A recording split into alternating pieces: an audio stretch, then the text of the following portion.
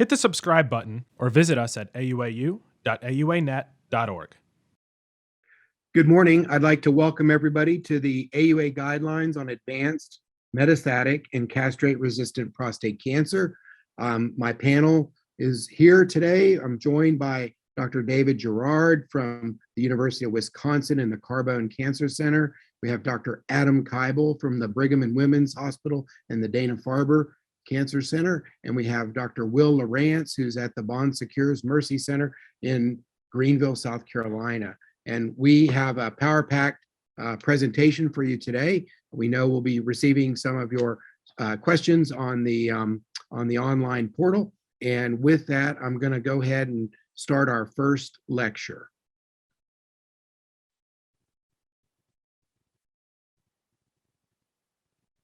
So my first talk will be more on the earlier the metastatic biochemical recurrence and metastatic prostate cancer. I've introduced our course presenters, and our disclosures are listed in the handout as well. Before we get started with my lecture, we have 5 pretest questions that we're going to be asking, and then we will give you the answers at the end of the course.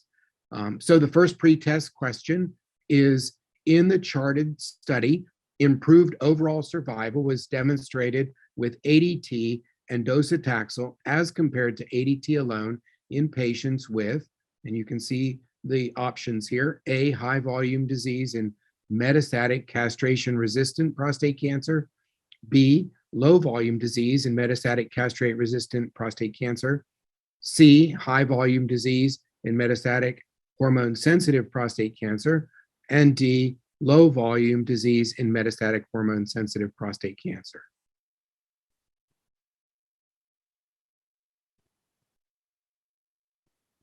We will wait for the cue that everyone's had time to respond to those questions.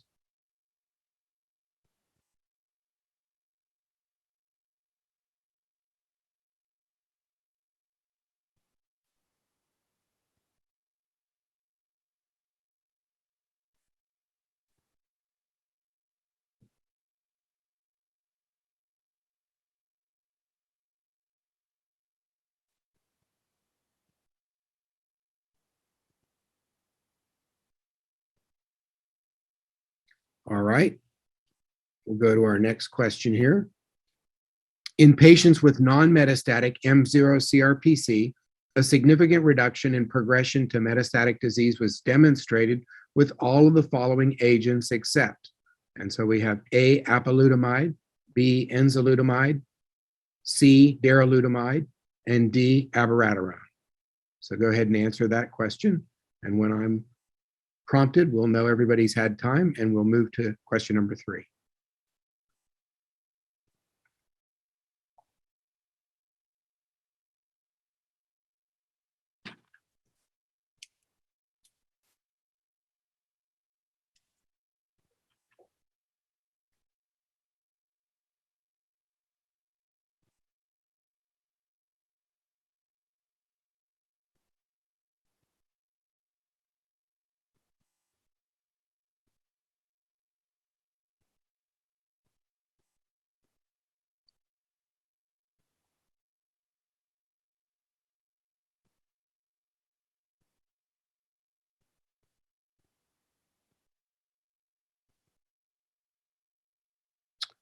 All right, our third question. Direct mechanisms of action for enzalutamide include all the following except A, inhibits binding of the AR to DNA, B, inhibits binding of androgens to the AR, C, inhibits nuclear translocation of the AR, and D, inhibits PSA transcription.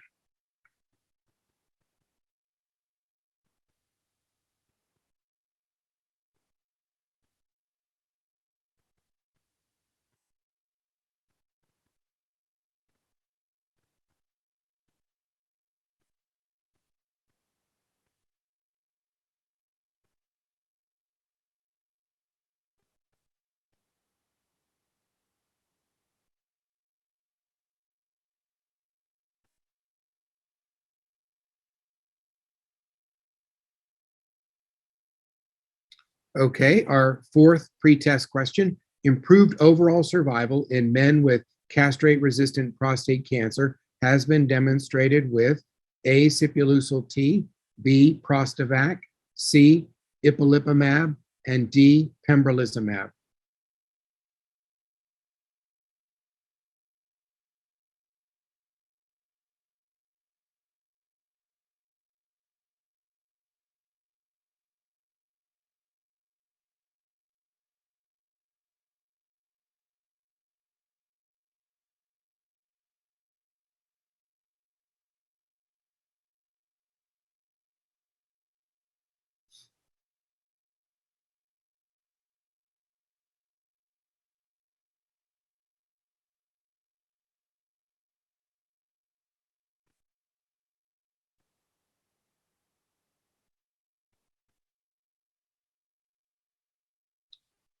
All right.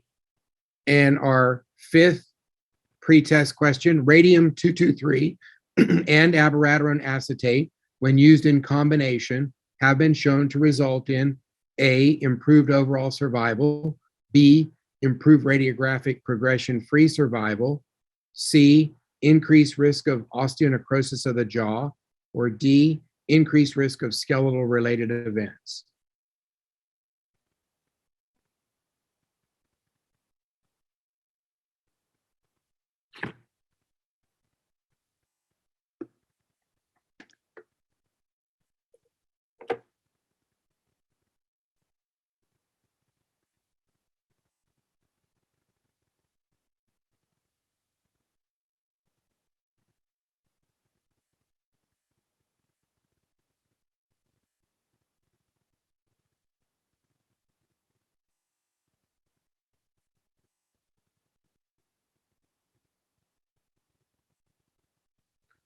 Okay, so now we'll come back to that at the end of the course and we'll move into the lecture here.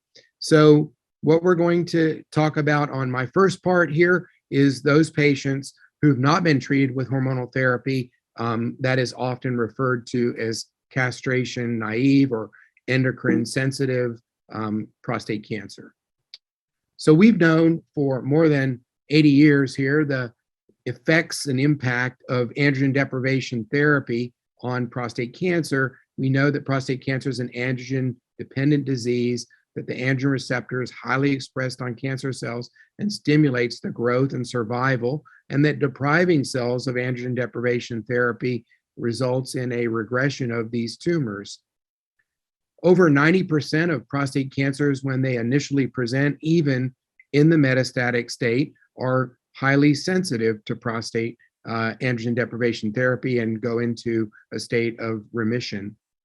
We've known the extent of disease is an important predictor of response to therapy. This dates back to even some of the earlier Southwest Oncology studies where it was noted that minimal disease was associated with a more robust response, and that was even independent of the type of treatment seen and type of treatment delivered. More contemporary definitions of high volume disease, as suggested in the charted study, which we'll talk about in a few minutes, include patients with visceral, lung or liver, and or 4 or more bone metastases with at least one beyond the pelvis or vertebral column. So we'll talk about how the extent of disease can impact on what we see as some of the response to therapy.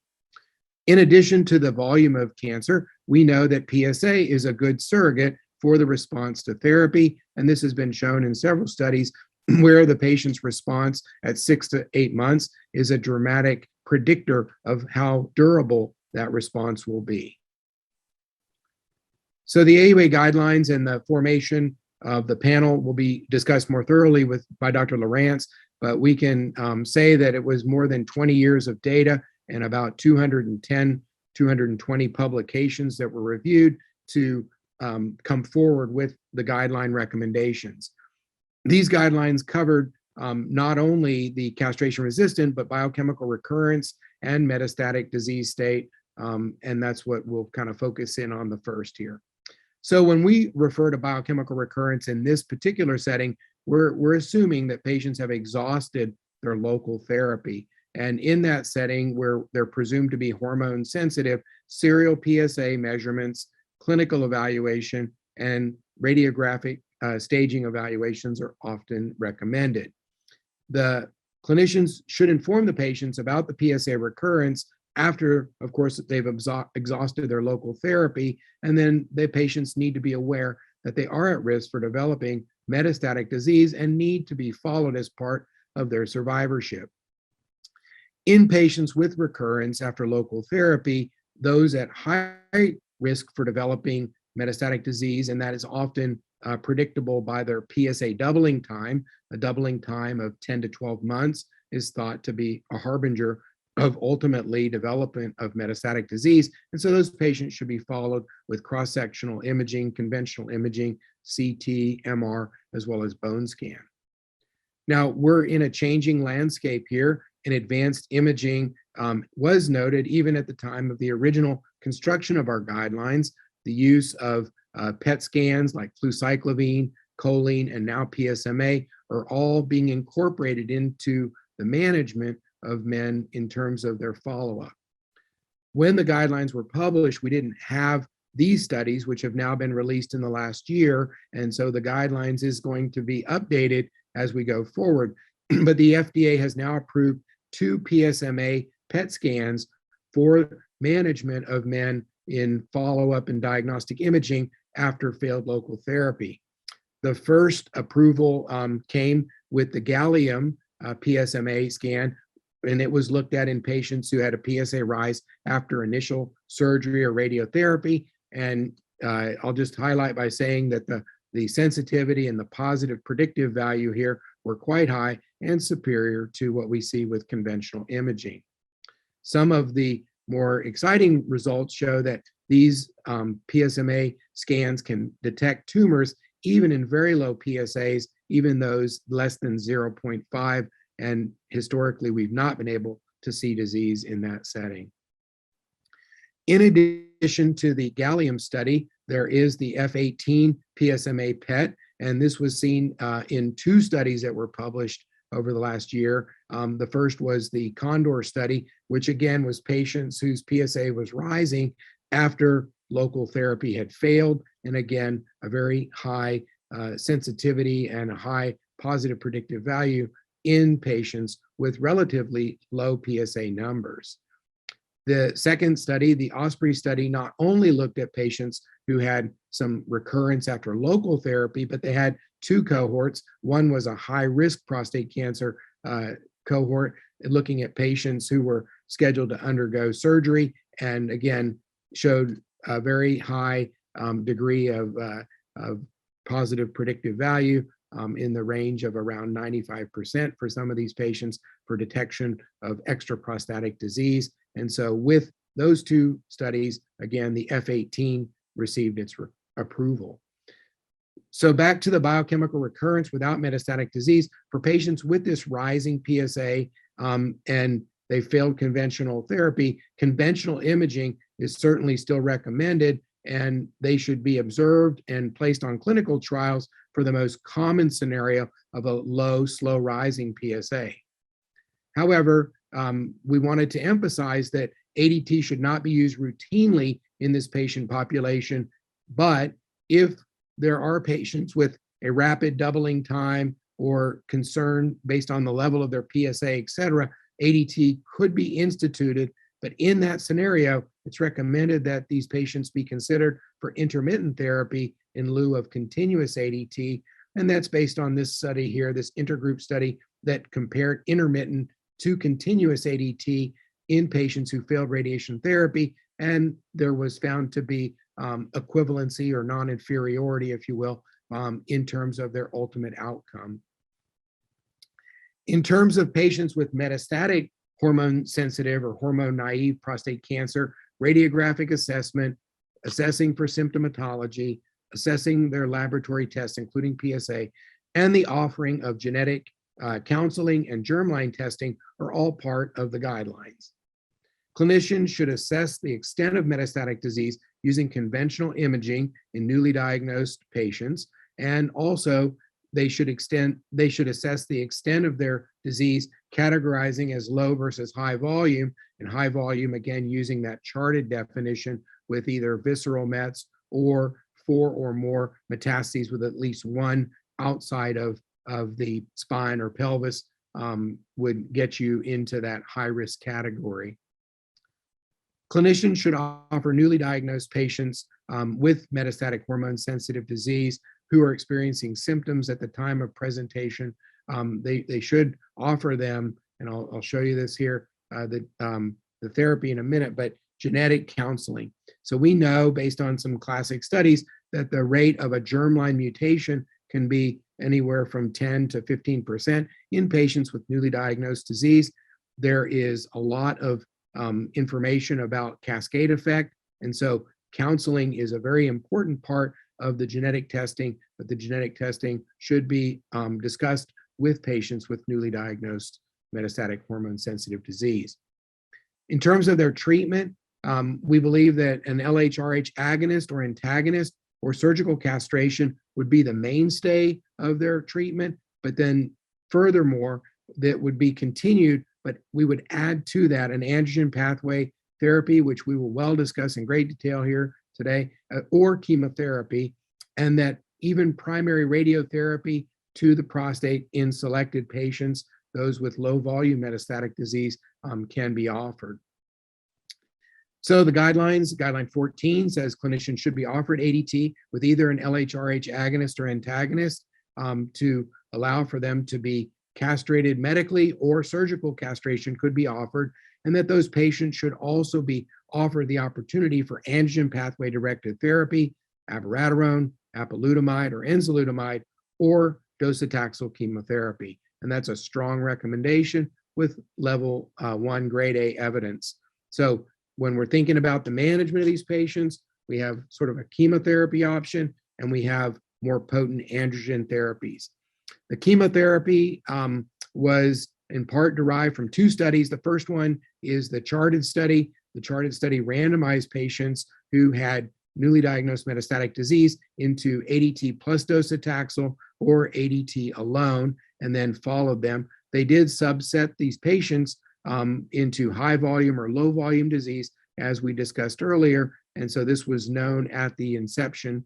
And what they found was that overall, there was about a 1 year, 12-month survival advantage using the docetaxel chemotherapy over conventional ADT in patients with newly diagnosed disease.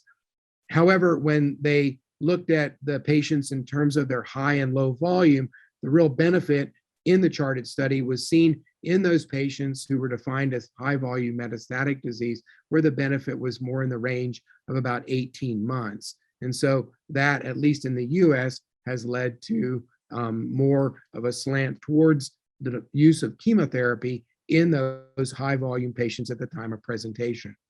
There was also a large European study that looked at it, the STAMPEDE study, about 3,000 patients. And again, overall survival advantage was seen in the combination using docetaxel plus standard of care androgen deprivation therapy over androgen deprivation therapy alone.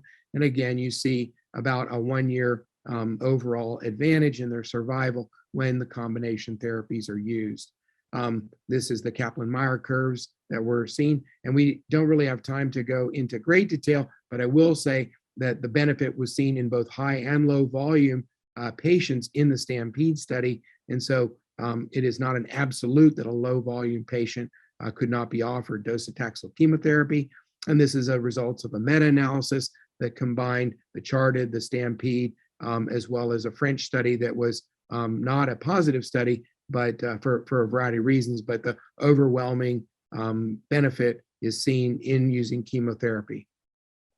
What about the use of androgen axis therapy? Well, there were 2 studies published in the New England Journal looking at the value of adding abiraterone plus prednisone to the conventional hormonal therapy. The first was Latitude, 1,000 patients, and there was, again, both radiographic progression-free and overall survival advantage with the addition of an additional androgen axis therapy. These are the Kaplan-Meier curves demonstrating the benefit in that, and the overall survival was around 83% at 3-year follow-up with a hazard ratio of about 0.63. In addition to abiraterone, apalutamide was tested in the Titan study. And again, radiographic progression-free survival benefit demonstrated on this curve by simply adding an additional anti-androgen, novel anti-androgen. And this is the survival benefit that was seen as well. So we have abiraterone and apalutamide. And then finally, we have enzalutamide. 2 studies, the ARCHES study, which really looked at progression-free, radiographic progression-free survival as their endpoint, adding enzalutamide to ADT over ADT plus placebo, and then demonstrating, again, radiographic progression-free benefit. And then the ENZAMET study, which was a second study, and this one looked at overall survival with the use of enzalutamide, and again, showed significant improvement in overall survival over ADT alone. What about local therapy? Well, we now have some information about radiation to the primary tumor, even in the setting of metastatic disease. This is the result of the STAMPEDE study, where patients were randomized into primary treatment with radiation or simply observation, and then, of course, the conventional standard of care. And what they found on the overall group was that there was a delay in PSA progression by adding to it, but they really didn't demonstrate for the entire group a significant overall survival in the STAMPEDE study, but rather a failure-free survival benefit for all comers.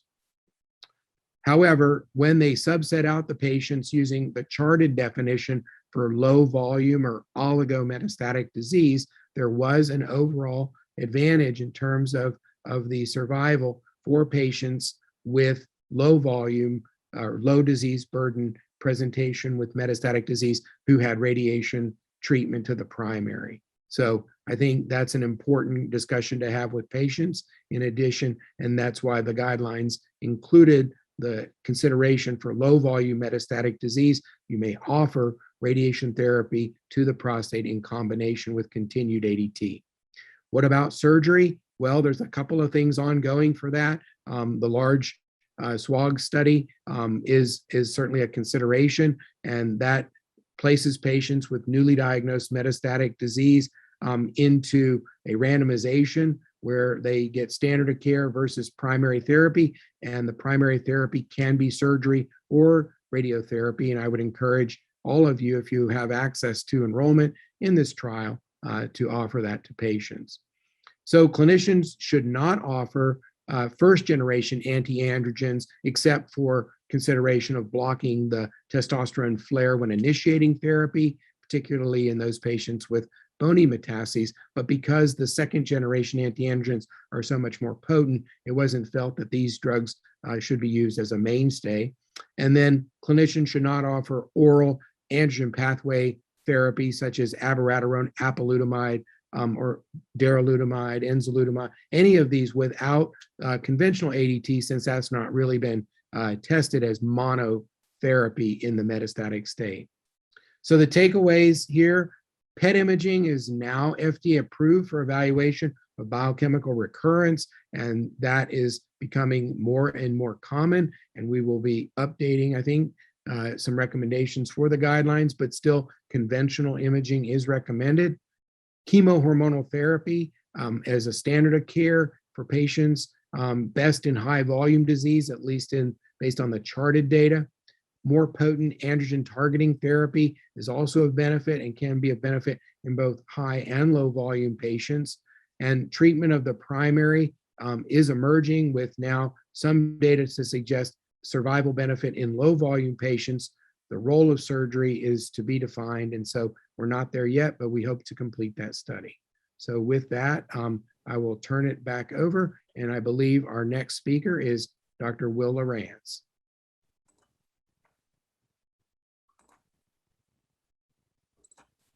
Thank you, Dr. Cookson. I appreciate it very much. Hopefully everyone can see my screen now. So I'm Will Lawrence, and I chaired the AUA's Advanced Prostate Cancer Guideline. Dr. Cookson was the vice chair, and I'll introduce show you a slide later on the rest of the panel. What I'd like to do in the next 15 or so minutes is give you an overview of the guidelines, and I'm going to pick up with the two disease states after the two Dr. Cookson talked about. So I'll focus primarily on the castration-resistant disease states, but we'll go through that. So this is a slide that Mike showed, so I won't belabor it, but I want to just point out that this guideline really was a multidisciplinary guideline committee. It was a collaborative effort from the AUA, ASCO, ASTRO, the SUO, as well as a patient advocate, Tony Crispins.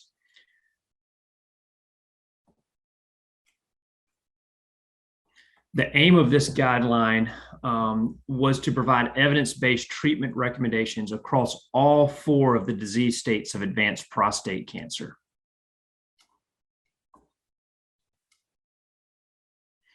So when we talk about advanced prostate cancer patient population, we're really talking about any patient, any man with prostate cancer that has exhausted all local therapy options and has a recurrence, whether it's a biochemical recurrence or a true clinical recurrence with evidence of metastatic disease. Dr. Cookson focused on the biochemical recurrence without metastatic disease state, as well as the metastatic hormone-sensitive prostate cancer disease state. And then I'll focus on the next 2, which are the non-metastatic castration-resistant prostate cancer and the metastatic castration-resistant prostate cancer. So before we do that, let me focus in on a couple key definitions. When we say biochemical recurrence without metastatic disease, what does that mean exactly? Well, for surgery, it means a PSA of 0.2 nanograms per milliliter and rising. You need a confirmatory value of that. So that's for patients who have undergone radical prostatectomy. And for those who have undergone definitive radiation therapy, we use the Phoenix criteria, which is nadir plus 2 following radiation. I then want to go down and highlight the high volume metastatic disease definition. And Dr. Cookson talked about that, but we used the charted definition there, which was presence of visceral metastases or greater than or equal to 4 bony metastases with at least one of those outside of the pelvis or vertebral column. And then the high risk metastatic disease definition comes from the Latitude trial. And that is defined as disease that has a poor prognosis in the presence of 2 out of the 3 following, either a Gleason score 8 or above, greater than or equal to 3 bone metastases, or measurable visceral disease. And those will be important definitions as we think about what types of treatments we should recommend our patients. So this slide is intended just to highlight the real importance in today's management of men with advanced prostate cancer of really involving a multidisciplinary care team. There's so many different treatment options now, systemic treatment options, that it oftentimes requires both a urologist, medical oncologist, radiation oncologists are now involved, as Dr. Cookson went over some of the data showing benefit in adding radiation therapy to the primary tumor site in men, especially men with low volume metastatic disease. There's an increasing role for radiologists with the advanced imaging and how we interpret that. And then the role of genetic counselors are extremely important. Dr. Cookson mentioned the expanding roles of germline and somatic gene testing and how that can help us provide patients with prognostic information as well as direct therapies now. And we just expect that to continue to expand as we move forward. So again, the take-home point, it's really important to involve a multidisciplinary team in caring for these patients. So when we see a patient with advanced prostate cancer, what are some of the initial evaluation and counseling that needs to undergo? Well, the first thing is clinicians should obtain a tissue diagnosis from either the primary tumor or a metastatic site when clinically feasible. And that's important for multiple reasons, obviously to be certain of the diagnosis, but also to obtain tissue that could potentially be used for somatic testing down the road. And then anytime we are discussing treatment of advanced prostate cancer with our patients, it's important to put it in a context of what is that patient's life expectancy, what other comorbidities are they dealing with, specifically what are their preferences, and then how risky is their tumor? Do they have some of the high risk features that would alter how we might recommend treatment for them? And then clearly for patients with metastatic disease that have symptoms, symptom control is a very important part of managing this disease as well. So again, just to be clear about the 4 disease states that this advanced prostate guideline covers. Number 1 is the biochemical recurrence without metastatic prostate cancer. Number 2 is metastatic hormone sensitive prostate cancer, both states that Dr. Cookson went through. And then the 3rd and 4th state deal with castration resistant prostate cancer, first non-metastatic and then metastatic. So let's start with the 3rd one, which is non-metastatic castration-resistant prostate cancer. So it's defined as men with a rising PSA, but no visible metastatic disease on conventional imaging, despite having to castrate testosterone. So again, this group is going to change how it's defined as we implement some of the advanced PET imaging, but for now it's defined, this disease state is characterized by men who have no evidence of disease on conventional imaging, meaning cross-sectional imaging with CT or MRI, and then a nuclear bone scan. The recommendation is for serial PSA checks at 3 to 6 month intervals and conventional imaging every 6 to 12 months. And these are statements 19 and 20 in words, and I just showed them in the chart a minute ago. So until the past year and a half, there were no FDA approved agents for treatment of these men, but that has changed drastically. And now we have 3 androgen receptor antagonists that have been shown through large clinical trials to prolong metastasis-free survival when compared to androgen deprivation therapy plus placebo. They are apalutamide, darolutamide, and enzalutamide. And now I'd like to go through the trials that led to the approval of these 3 agents. So first is the Spartan trial. It tested apalutamide against placebo, and you see an impressive metastasis-free survival advantage for men who underwent treatment with apalutamide. The next trial is the Artemis trial, which tested darolutamide, and you see a very similar metastasis-free survival benefit with that drug versus placebo. And then lastly, the Prosper trial, which looked at enzalutamide in this non-metastatic CRPC patient group. And you see, again, an impressive survival advantage with a hazard ratio of 0.29. So very big splits in these survival curves or metastasis-free survival curves. Prosper also, with additional follow-up, was demonstrated a overall survival benefit. And again, you see with the longer follow-up, these curves really start to split. So now let's move to the last disease state, which is metastatic CRPC. In these patients, in their initial assessment, it's very important to obviously obtain baseline labs, particularly PSA and testosterone levels, to ensure they are at a castrate testosterone level. Any type of disease-related symptoms they may have, obtaining their performance status, conventional imaging, and clearly the recommendation is for germline and somatic tumor testing in these patients as well.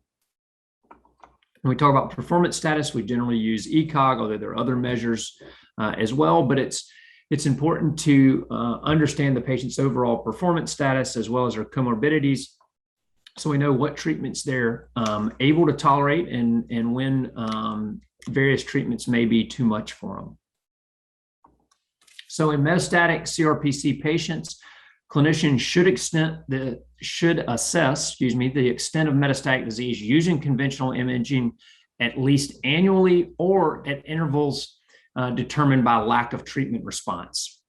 In patients with metastatic CRPC, clinicians should offer germline somatic testing to identify DNA repair deficiency mutations and microsatellite instability status that may inform not only prognosis, but also may help with guiding treatment options. So Dr. Cookson touched on this, so I won't go into a lot of detail, but the Pritchard paper showed that In men with advanced prostate cancer, germline DNA repair mutations were found in nearly 12% of patients. So that's genetic abnormalities in, say, BRCA1 and 2, ATM, for example. And what we'll see in the guidelines is that some of those patients that have those germline DNA repair mutation defects, there are specific treatment recommendations that we'll go through, including PARP inhibitors or possibly even cisplatin-based chemotherapy.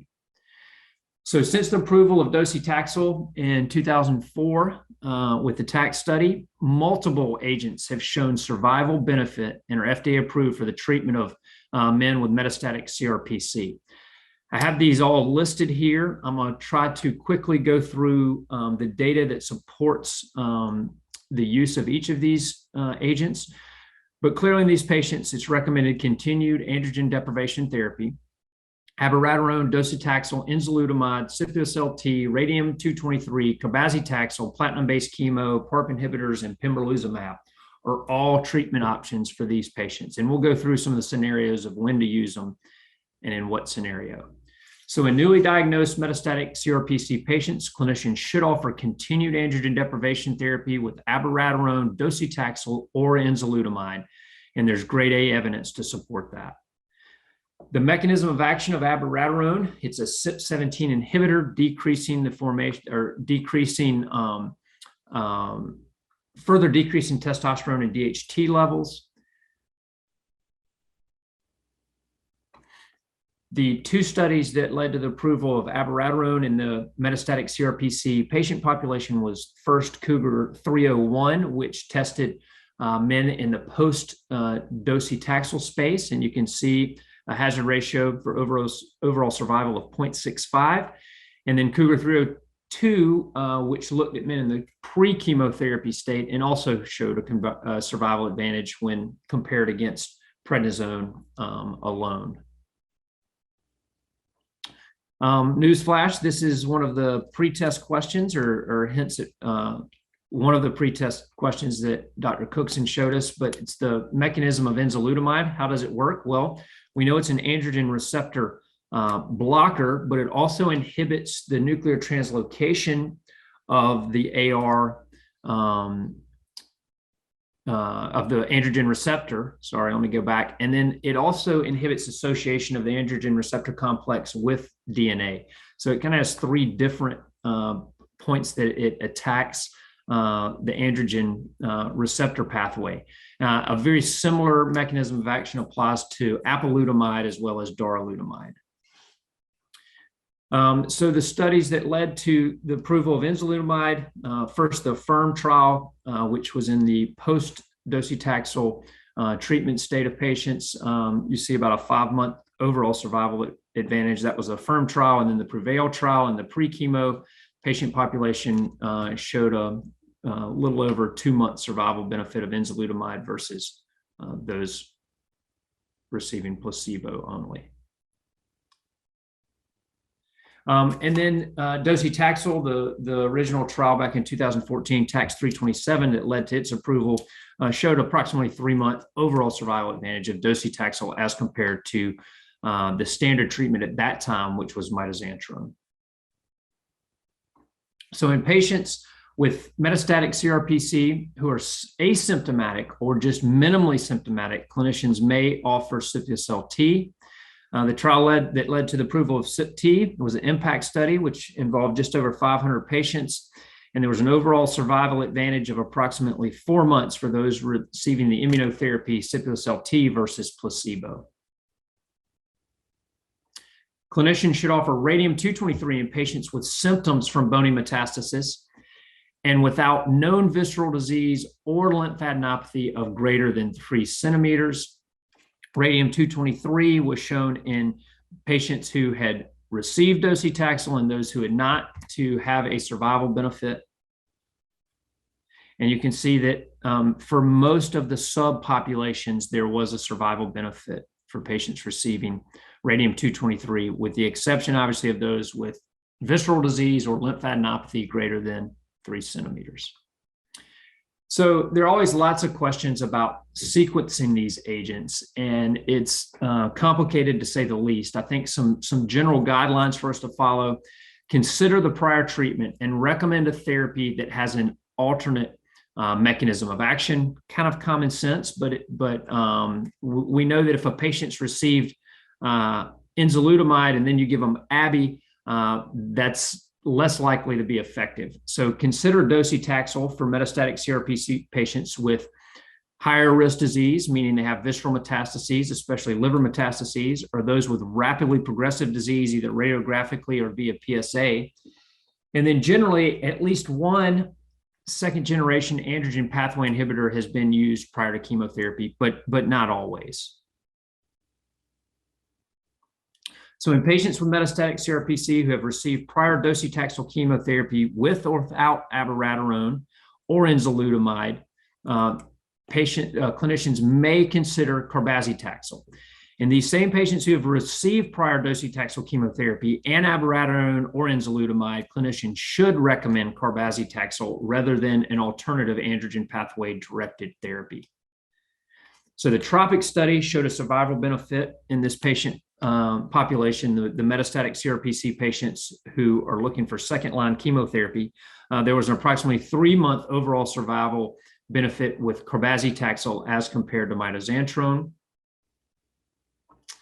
And then in terms of molecular testing, clinicians should offer a PARP inhibitor to patients who have a germline or somatic homologous recombination repair gene mutated following prior treatment with enzalutamide, abiraterone, or docetaxel. Platinum-based chemotherapy may be offered as an alternative for patients who cannot obtain a PARP inhibitor. In patients with mismatch repair deficient or microsatellite instability, clinicians should offer pembrolizumab. So the PROfound study tested a PARP inhibitor, olaparib, versus placebo and showed a progression-free survival advantage of approximately 4 months. And then quickly, I want to touch on bone health, but Dr. Keibel is going to go into much more detail about that, so I'll just be brief. But we all know that bone health is extremely important in patients with advanced prostate cancer, and so this guideline certainly wanted to focus on that. There's several things that put men at risk who have prostate cancer with bone loss. One is just most men with advanced prostate cancer are older, so they've got naturally bone loss. We know that the primary treatment for men with advanced prostate cancer is androgen deprivation therapy, which leads to higher rates of osteoporosis. And then also prostate cancer tends to metastasize to the bone. So the bones are really a target that we have to keep a watch on when treating these patients. And so the guideline states that in advanced prostate cancer patients at high fracture risk due to bone loss, clinicians should recommend preventative treatments with bisphosphonates or denosumab. And then statement 38, clinicians who should prescribe a bone protective agent such as denosumab or zoledronic acid for metastatic CRPC patients with bony metastasis in order to help prevent skeletal related events. So in terms of future directions, I think we all agree that advanced PET imaging is going to really change this field quite a bit, in not only diagnosing patients with metastatic disease at lower PSA levels, so earlier on in the disease process. It also holds the potential to help direct therapies or even monitor response to therapies. We've stressed the importance of involving a multidisciplinary care team. I think that's just going to continue to expand. And then clearly there's need for additional biomarkers of treatment response and risk of disease. And then there'll be more and more systemic therapies as we've seen just the explosion of these treatment options over the last 10 to 15 years. So all of the AUA guidelines can be found at this website, auanet.org. I want to acknowledge the Advanced Prostate Cancer Panel. It truly was a multidisciplinary group. I think we had a good time with this, and I'm very pleased with the end result. Definitely want to thank the AUA methodology team, Roger and his group, and then our outstanding AUA guidelines staff. Thank you all very much.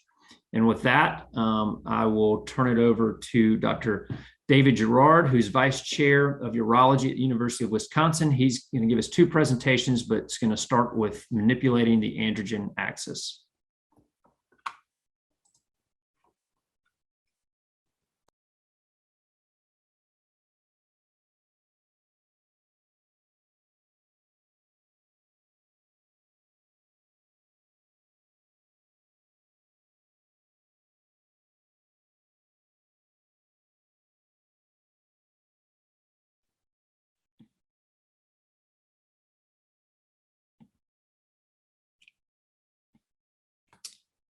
All right. Well, thank you, Will.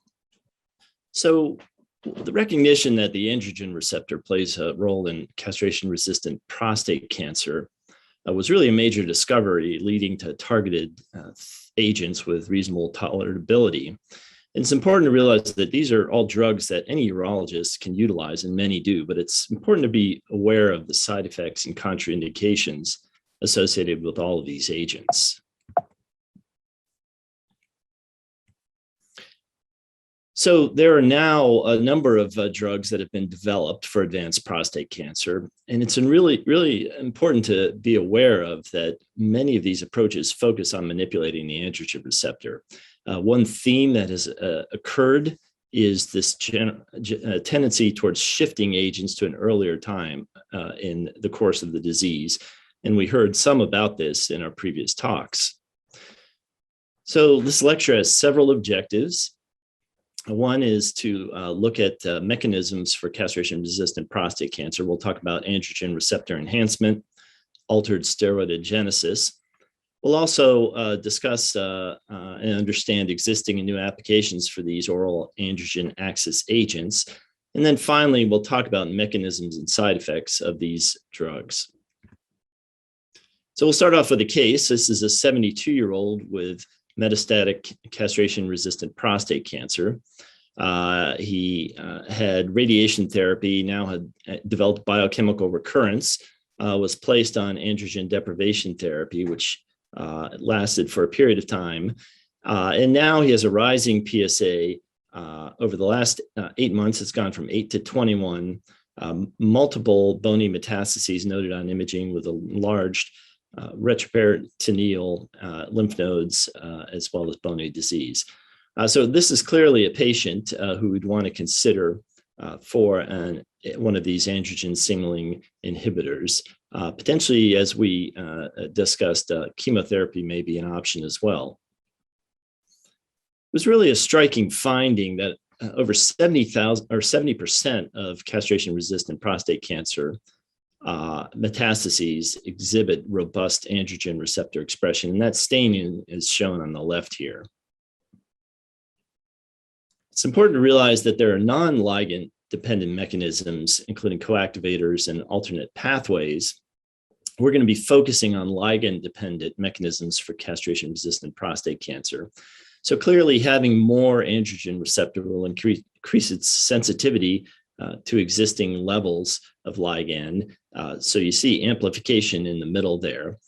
In addition to amplification, it's important to realize that there are mutations that it can occur, and the androgen receptor becomes much more promiscuous, as seen on the left there. So it can bind glucocorticoids and other adrenal androgens. Finally, there are androgen receptor variants, and we'll talk briefly, and there was a question in the chat about this, about the androgen receptor variants and there's importance with regard to responsiveness to some of our newer drugs, such as enzalutamide and abiraterone.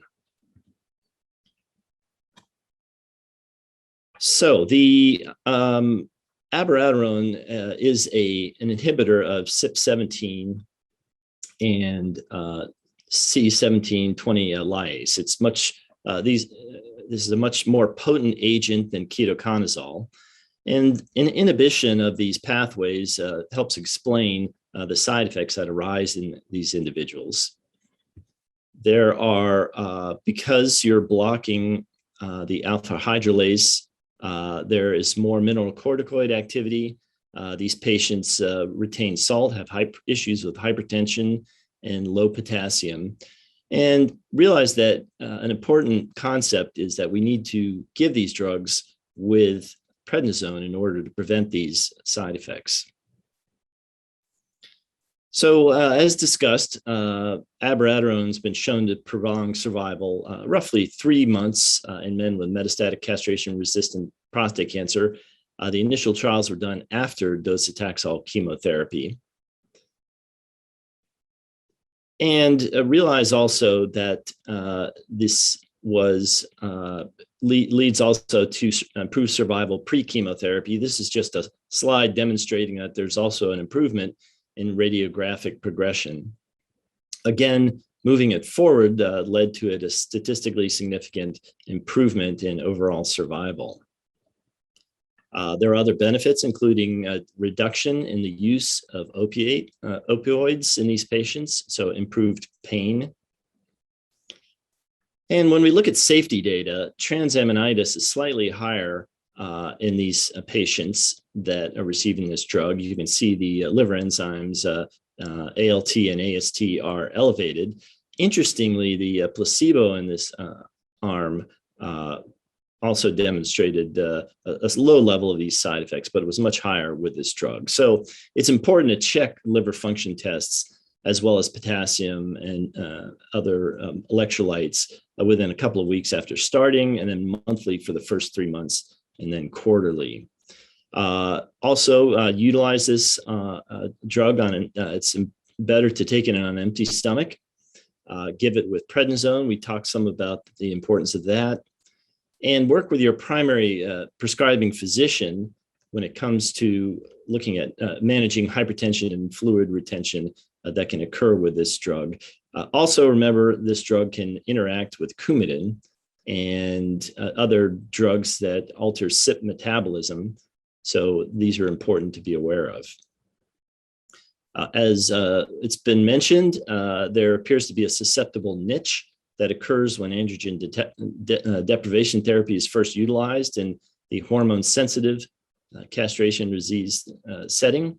This was shown with docetaxel in the CHARTED study originally, and as I said, as was noted, it's been expanded to include abiraterone, enzalutamide. In this LATITUDE study, again, reiterating these results, this is with androgen deprivation therapy, it leads to an improvement in survival, radiographic improvements as well.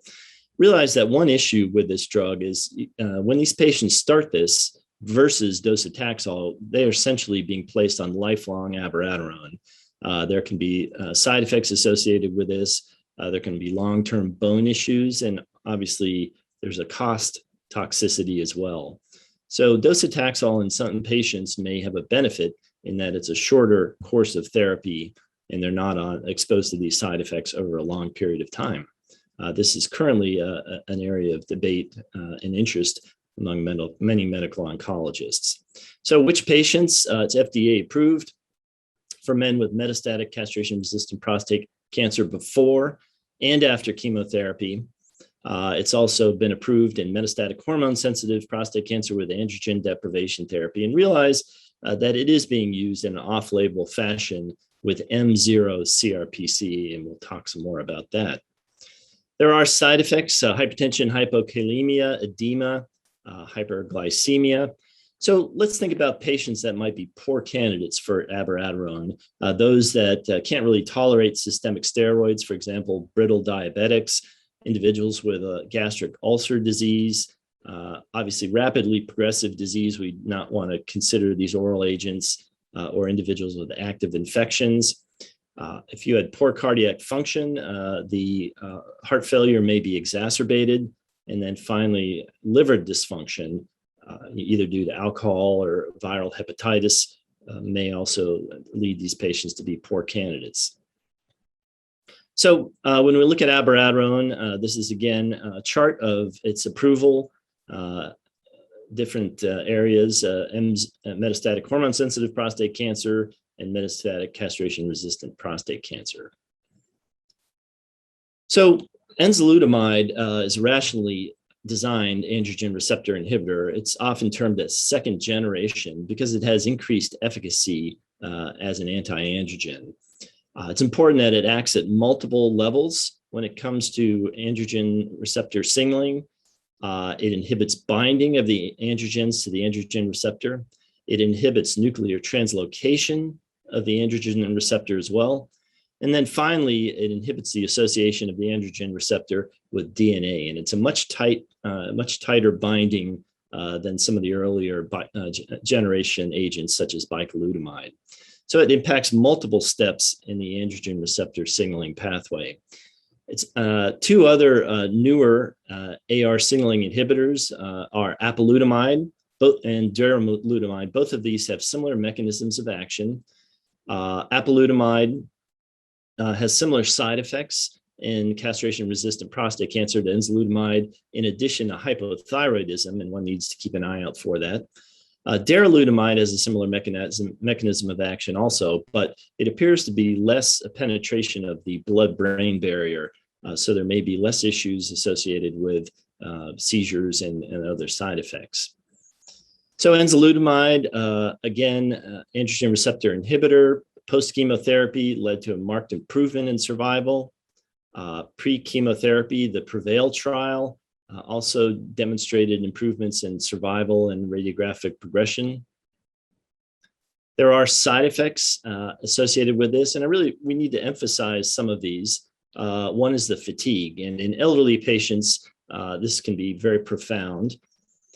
There are hot flashes that are associated with this drug, and because of some of the central nervous system issues, one needs to take care in patients with a history of seizure as well. Hypertension is also an issue. And the fall rate is greater in patients taking enzalutamide. In part, it may have to do with the CNS related impact of this disease, or this drug. So how do we minimize side effects?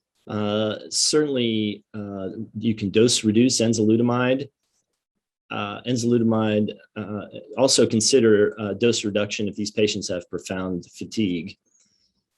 Take care, again, with medications that lower the seizure threshold. So one needs to watch these very carefully and work with your neurologist. And dose holds can help prior to restarting with a reduced dose. And just to remind everybody, enzalutamide has about an 8 to 9 day half-life. So these are certainly things to think about when you're thinking about abiraterone first or enzalutamide first. And advanced age can generally be dealt with dose reductions. So we mentioned the sequencing issue, and we'll talk a bit more about that. But enzalutamide and these androgen signaling inhibitors have been FDA approved for metastatic castration-resistant prostate cancer before and after chemotherapy. Also an M0 or a CRPC, so rising PSA, no Mets. And then finally in metastatic hormone-sensitive prostate cancer. We talked about the side effects of fatigue, hypertension, constipation, and the seizure issues, central nervous system issues. So generally, those patients that are poor candidates with a history of seizures, strokes, or falls, patients who already have significant fatigue, and it can be especially significant in these older patients. Apalutamide, similar mechanism of action. We mentioned the hypothyroidism, and a rash is also seen with apalutamide, and darolutamide may have similar side effects, but less penetration of the blood-brain barrier. So which agent should go first? So in a trial called the CARDS trial, it was demonstrated that using abiraterone first and followed by enzalutamide led to about a 1/3 response in PSA. Conversely, using enzalutamide initially, following it with abiraterone, there's much lower response. It was only about 6% PSA response. So that's important to realize. As Dr. Lawrence mentioned, one generally needs to consider switching mechanisms in this kind of situation when you have failure with one of these drugs. There are unique situations with rapid disease progression, significant symptoms, or visceral disease where you need to think about docetaxel. or also docetaxel carboplatin or etoposide or cisplatin. Again, I want to emphasize that in these situations, a biopsy is absolutely critical for these patients. So this is a table looking at summary of currently approved second generation oral AR agents.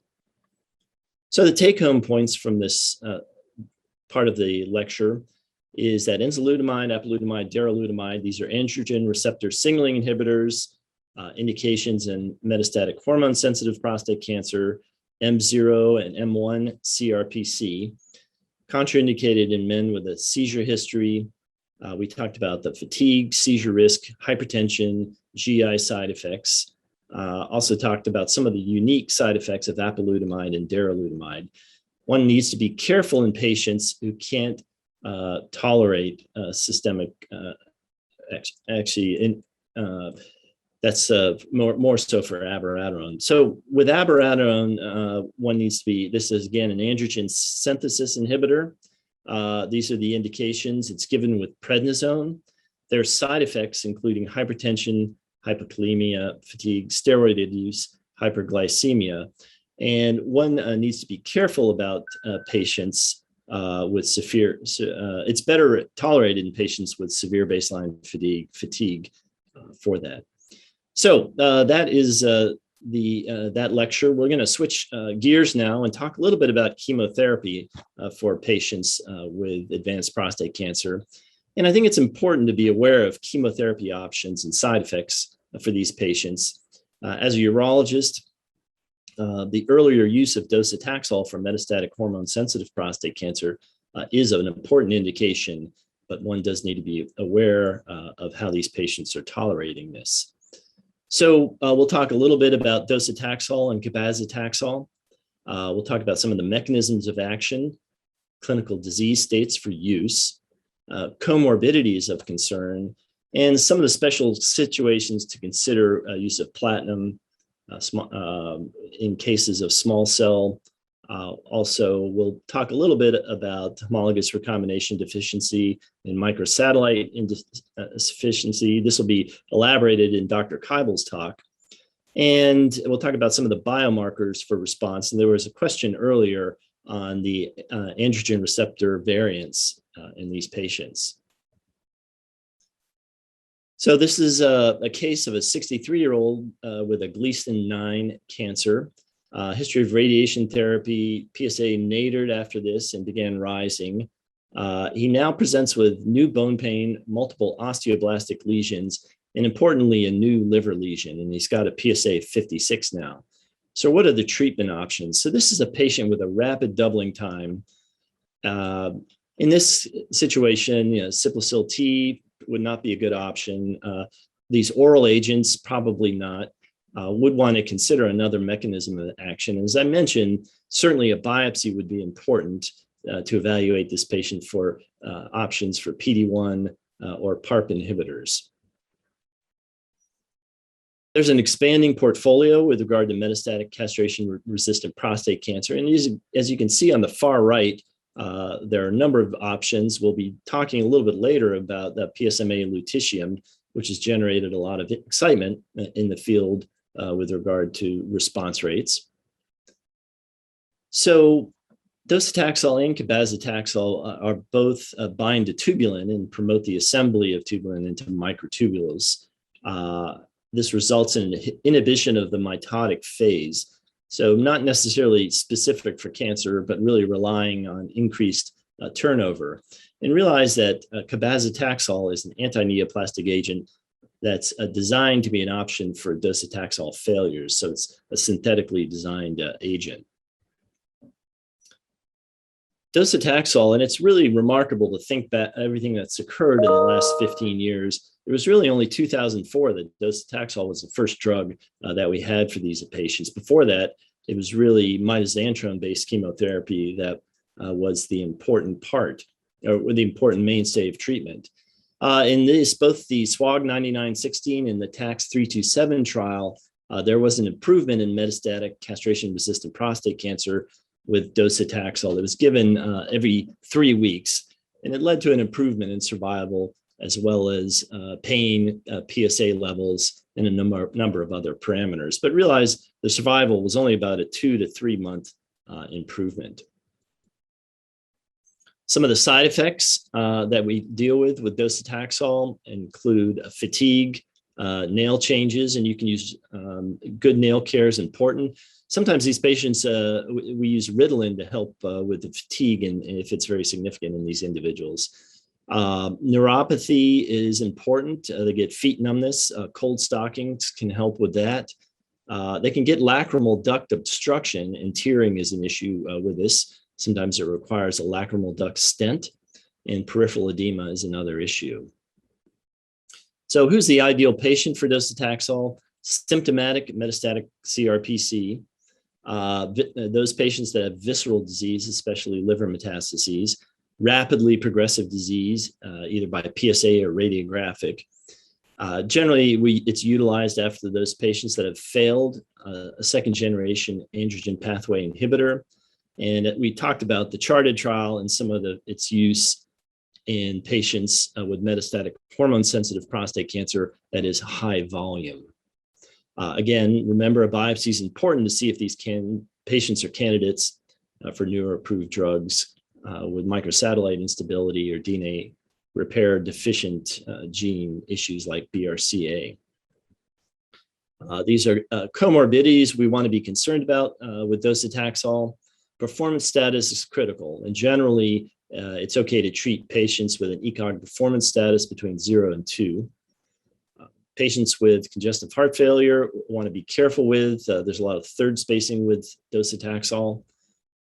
Peripheral neuropathy, liver function tests need to be monitored. And again, because of some of the fluid overload issues, arrhythmia can be exacerbated in these patients. Finally, brittle diabetics, there's concern. Often these patients use associated dexamethasone or prednisone to help with some of the side effects, and that can be important in patients with significant diabetes. We talked about metastatic hormone-sensitive prostate cancer, the CHARTED trial. I just want to also mention a newer space where it's been utilized in an experimental approach. This was a randomized phase 3 trial run through the PUNCH trial. It consists of 6 cycles of docetaxel and androgen deprivation therapy prior to prostatectomy versus ADT alone. And these patients had a modest improvement in biochemical progression-free survival, metastasis-free survival, and overall free survival. So this was recently published, and it suggests in a neoadjuvant approach, there might be some activity. It'll be important to better define those patients that would benefit from this drug from a neoadjuvant approach. So what about second-line chemotherapy? Those patients that have failed docetaxel, you could certainly revisit an androgen signaling inhibitor. We'll talk a little bit about radium-223. We have a newer option, lutetium PSMA, but another option is cabazitaxel, which, as mentioned, is a synthetic drug that was developed for patients with docetaxel alterations. And this is really just looking at its structure. And there was this is looking at the TROPIC trial, which validated its use in post-docetaxel therapy, but realized that these patients had a lot of side effects associated with the dose that was used for this trial. And there was a trial, the Proselica trial, that looked at lowering the dose of cabazitaxel to see if there were side effects were better, and indeed they were. So cabazitaxel 20 milligrams versus 25 led to improved side effects with similar outcomes. So this is generally used for these patients. These are similar side effects that we see with docetaxel. So in summary, it's important to be aware of this option, and it's approved for docetaxel failures. It's less toxic at this 20 milligrams per meter squared dose. Side effects of neutropenia, diarrhea, peripheral neuropathy, nail disorders, and fatigue, similar to docetaxel. These patients require prophylactic growth factor support. And some patients tolerate cabazitaxel better than docetaxel. There's never been a phase 3 randomized trial, but there is some data in the Firstana trial that suggests cabazitaxel maybe have similar outcomes to docetaxel and is an option in this setting. So we'll just finally, last couple of issues that we'll look at, special situations to consider platinum chemotherapy. So let's look at a case here of a patient who had a metastatic biopsy, and it demonstrated a small cell carcinoma. So here's a situation, as you note on the right, where the patient had a PSA that was decreasing, and yet innumerable liver lesions, bony metastases, and lymph node mets. So the PSA is really out of line with the volume of disease. And again, we need to think a androgen indifferent variant in this kind of situation. Realize that these variants are very rare in primary disease. They generally occur after androgen androgen signaling inhibitor targeted therapy. And it's seen anywhere from 13 to 25%. There are a number of subtypes. There are those that have neuroendocrine features. There are carcinoid variants, small cell carcinoma variants. There are about 7 of these that have been pathologically characterized at this point. They often express neuroendocrine markers, so one needs to think of staining for synaptophysin and chromogranin in this situation. And we really end up treating them like small cell lung cancers with platinum doublet chemotherapy like cisplatin or carboplatin with etoposide or other drugs. But the key here is really to think about biopsy and molecular subtyping for these patients. So we'll end up by talking a little bit about biomarkers, and this is going to be discussed further in the following talk.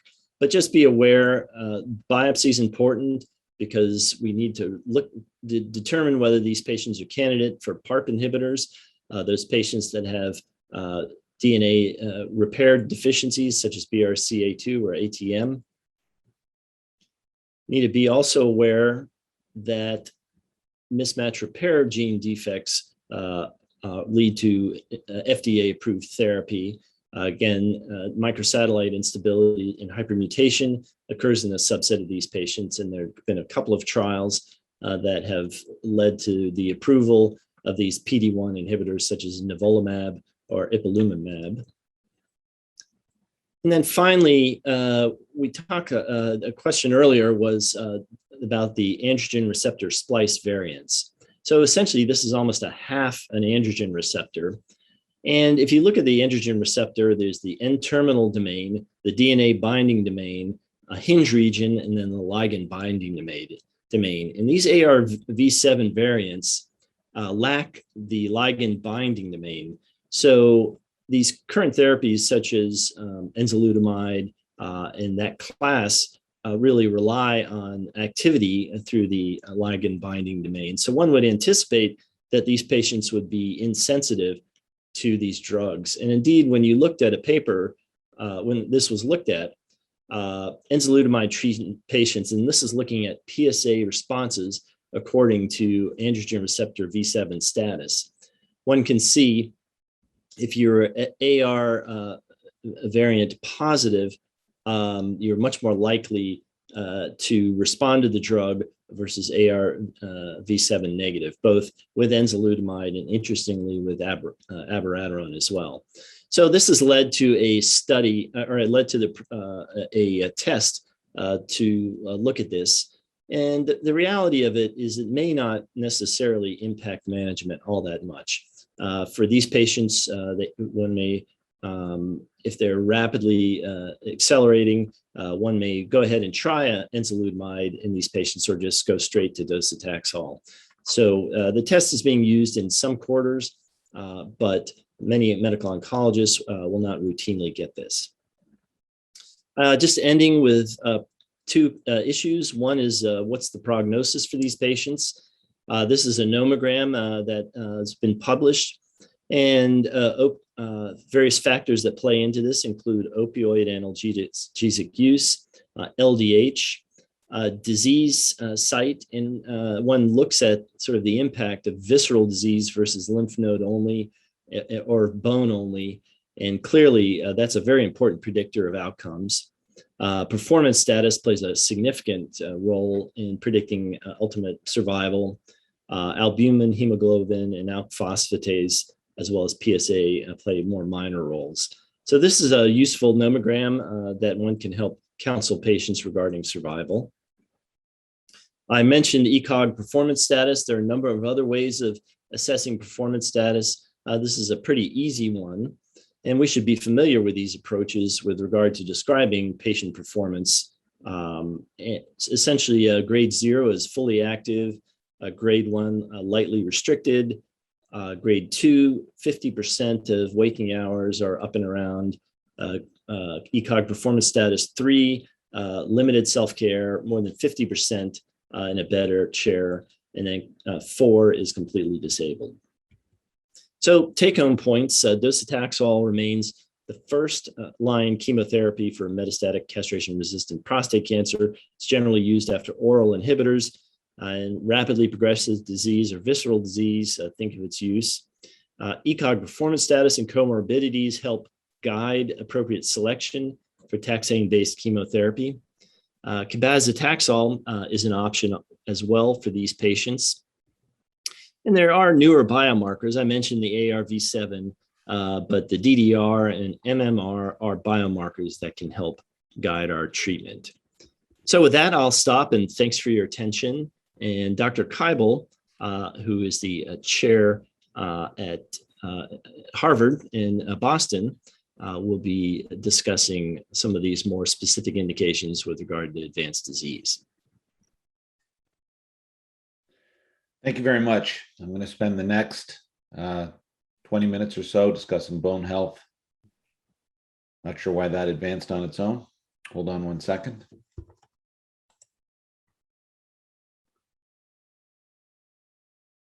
We'll try it again. I apologize about that. I'm going to spend the next 20 minutes or so discussing the bone health. These are my disclosures. None are germane to this talk. So the issue of bone loss is clearly important for castrate-resistant prostate cancer.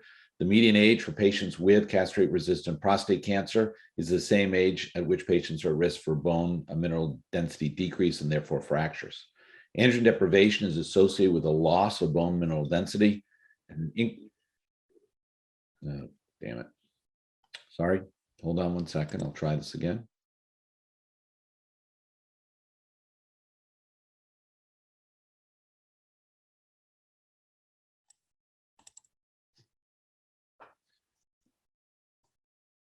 I want to apologize that people couldn't see my screen. We'll try this again.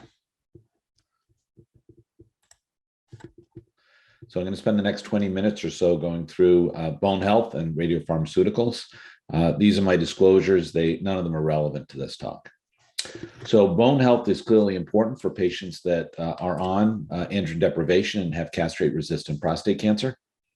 The median age for patients with castrate-resistant disease is exactly the same as those at risk for bone mineral density loss.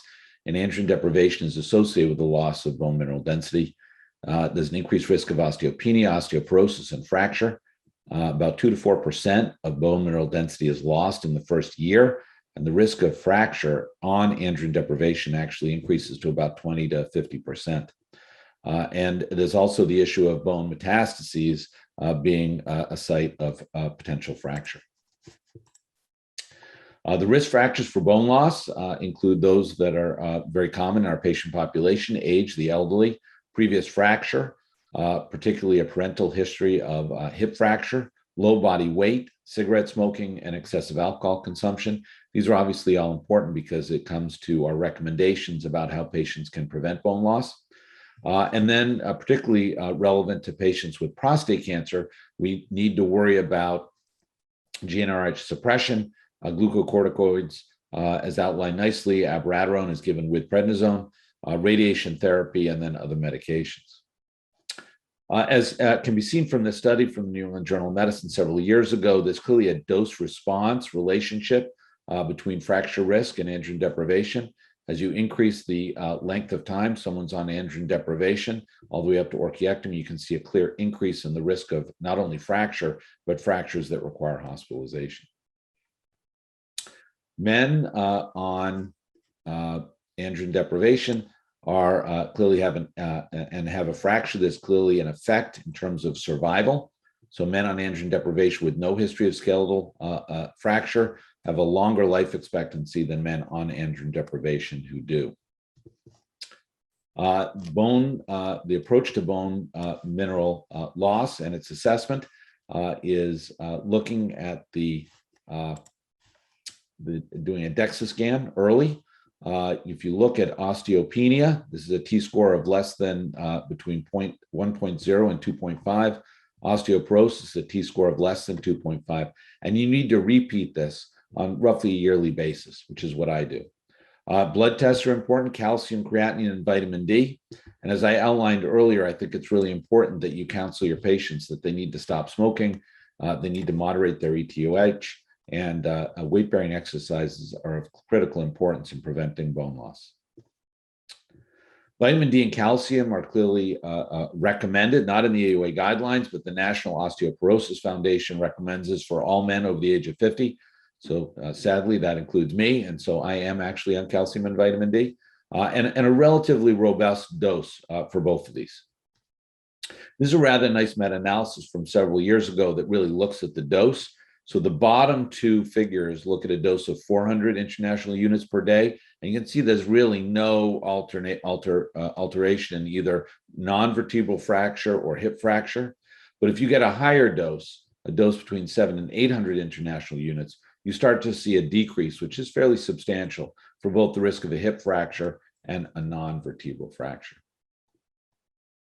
So what about calcium? Well, clearly calcium alone does not prevent bone mineral loss. And so therefore, you need to give it in conjunction with vitamin D. There is conflicting data on calcium and cardiovascular disease and fatal prostate cancer. And many patients have read on the internet that they shouldn't be taking calcium. I think this data is controversial. Is in short, I think we should be on the side of having these patients take calcium because fractures are a pretty substantial issue. This is particularly important if you're going to supplement the patient when they're on zoledronic acid or denosumab. We're going to outline this, but both these drugs cause substantial decreases in calcium, and you need to supplement it. It's better absorption in divided doses. So don't give it one dose at a time, give some in the morning and some in the evening. And calcium citrate appears to absorb better than calcium carbonate. So we can obviously intervene in a pharmacologic way. So zoledronic acid was the first drug that came to the market. It's a bisphosphonate that inhibits bone reabsorption. You give it as an IV infusion every 4 weeks. And it's the only bisphosphonate to demonstrate a benefit in patients who have metastatic castrate-resistant prostate cancer by decreasing the skill-related events. It has significant toxicity, which we're going to go over. Osteonecrosis of the jaw, so it is critical to get a dental exam first, to the point where if the patient refuses a dental exam or somehow can't get around to it, I wouldn't prescribe this drug. Hypocalcemia, that's why you need to do the calcium supplementation and monitor levels of calcium. There's nephrotoxicity, which we're going to go over as well, which you can monitor with a dose reduction. And then flu-like symptoms, which are fairly short-lived around the time of the infusion. So you need to calculate a baseline creatinine clearance before starting the drug. And for patients with a lower creatinine clearance, less than 60, the infusion has to be done, if it's greater, the infusion is given greater than 15 minutes every 3 to 4 weeks. We have a nice chart here at the bottom about how you can reduce the dose if the patient has a reduced creatinine clearance. And clearly, if their creatinine clearance is less than 30, it's not recommended. Denosumab has become much more popular, I think, in large part because we don't have to worry about the renal toxicity. This is a rank ligand inhibitor, and it inhibits osteoclast-mediated bone destruction. So essentially, just like bisphosphonate, it maintains the bone. It doesn't build new bone, it maintains the bone. And it's given as a sub-Q, again, every 4 weeks. And again, the similar hypocalcemia and osteonecrosis story. These are some pictures of osteonecrosis. You can see the exposed bone right here and here. This is exposed bone in the maxillofacial area that occurs in association with dental surgery or occurs spontaneously with no evidence of healing. No evidence of healing after 6 weeks of appropriate evaluation and dental care, and no evidence of metastatic disease at that site. And this is one of the reasons why we need to ensure that our patients do not have exposed bone or problems with that need dental work prior to starting either of these drugs. The risk factors for osteonecrosis of the jaw include cancer, radiation therapy, corticosteroids, poor hygiene, poor diet, dental work, and trauma. Again, another reason to have people limit their ETOH and alcohol and tobacco use. And then clearly the big one that we're focused on here, bisphosphonate or denosumab therapy. Excellent oral hygiene is the best prophylaxis. I keep on emphasizing alcohol and tobacco because that's one of the few things we can control. Obtain a dental assessment prior to starting bone-directed therapy, and take care of all the dental procedures prior to starting the therapy. I cannot overemphasize this. Every 6 months, they need to visit the dentist, and they need to make sure the dentist knows that they're on these drugs. I think when these were first introduced, this really was important to emphasize to the dentist. I think at this point in time, dentists are fairly aware that this is a problem. And you need to avoid extraction of teeth if at all possible, and warn patients about ill-fitting dentures, not the kind of thing that as a urologist we commonly bring up. But if the patient has ill-fitting dentures, they need to have them replaced immediately. Before starting somebody on this, you need, if somebody develops ONJ, you need to weigh the risk-benefit ratio of holding the bisphosphonate or denosumab until the site is healed. Anecdotally, stopping the drug does not necessarily improve the likelihood that that this will heal. It's mostly about the dental hygiene and care. Current treatments include antibiotics, if there's a risk of infection or there is an infection, oral rinses, pain control, and limited debridement. Clearly, this is done by the dentist or the oral surgeon, not by us. Cases refractory to conservative management may need investigational therapies, surgical treatment, and I always like to point out when hyperbaric oxygen therapy is one of the recommended options, that means that we're getting late in the game. So with two options, which would I use for a particular patient? Well, there actually is a randomized trial comparing the two. This was a phase 3 trial of roughly 2,000 patients with metastatic castrate-resistant prostate cancer. And as you can see, denosumab was better than zoledronic acid in the patients that had skeletal-related events. So this, along with the story around the nephrotoxicity, I think has encouraged many people to proceed with denosumab as opposed to zoledronic acid. But it's important to point out that there's no difference in overall survival or time to progression between these two treatments. This is not about survival. This is about decreasing fracture risk. The hypocalcemia is present in both of them, higher in denosumab. I think that's consistent with this being a more a stronger drug. Osteonecrosis of the jaw, again, a little higher with denosumab, not statistically significant, but I think this reflects the fact this is it's a fairly problematic complication, but fortunately it is relatively rare. So the AUA guidelines are listed here. You need to assess the risk of, most people use a fragility fracture index. They should put the patient on calcium, vitamin D, smoking cessation, weight-bearing exercise, and whatnot listed here, limiting ETOH. Patients should be put on bisphosphonate or denosumab and referred to physicians with familiar with the management of osteoporosis when appropriate. And lastly, bone protective agents for patients with metastatic castrate-resistant prostate cancer to prevent skeletal-related events.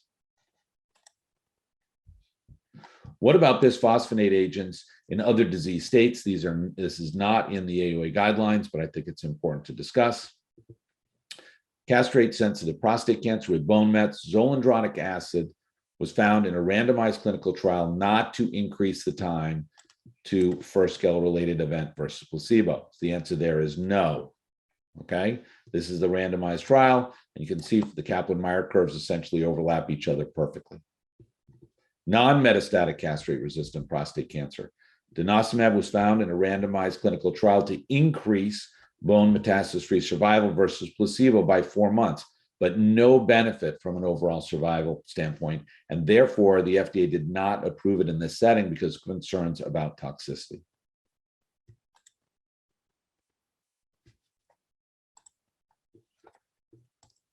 So in the setting of bone modifying agents that don't improve or prevent skeletal-related events, when should we use it?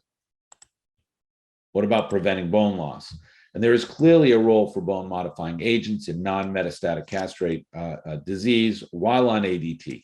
And there's something called the FRAX index out there. It's an algorithm which was released by the World Health Organization, an online calculator, and it gives you the 10-year risk of fracture, okay? And if you have a 10-year probability of hip fracture of greater than 3%, or a 10-year probability of major osteoporosis related event of greater than 20%, the recommendation is the patient should be put on drug.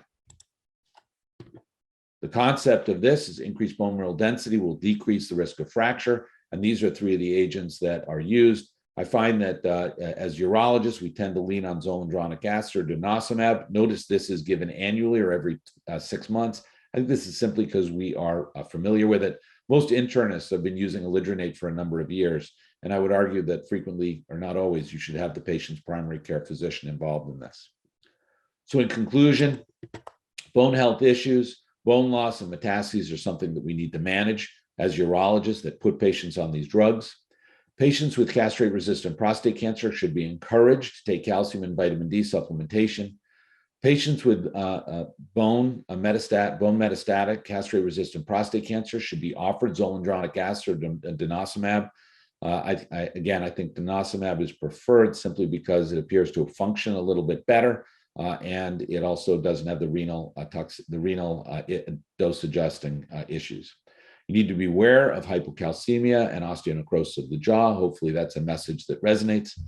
Patients on androgen deprivation should have a baseline assessment of their risk of fracture and consider bone modifying agents pending a FRAX.